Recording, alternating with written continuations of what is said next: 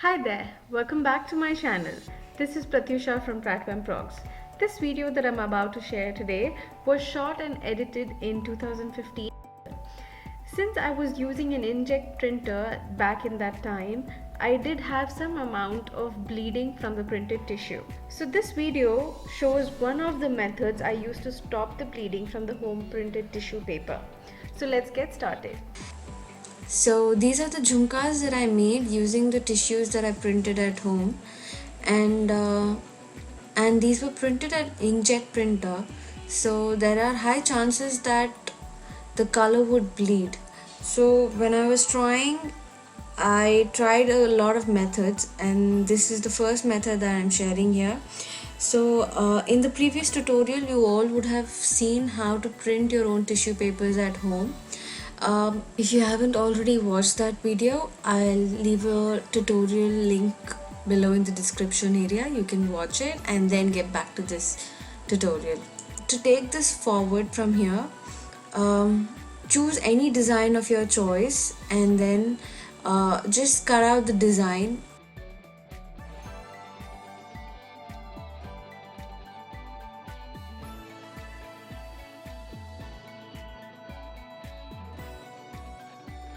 Use a airtight container. Put the pieces that you would want into the airtight container. You can even put the whole sheet into the container, but I prefer putting the cutout pieces because it's much easier once you just are done with it.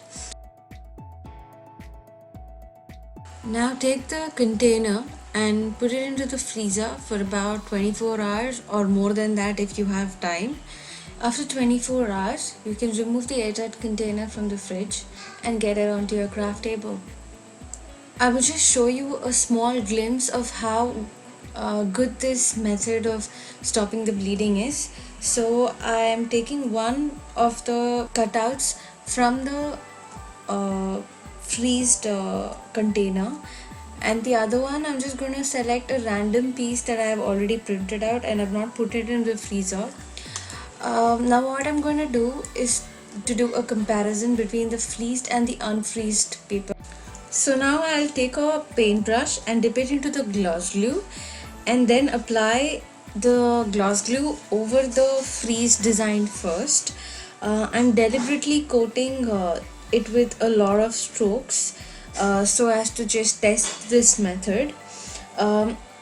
You can clearly see the result that there's no bleeding whatsoever from the freezed one. Now to test the unfreeze design, I will repeat the same method as before, and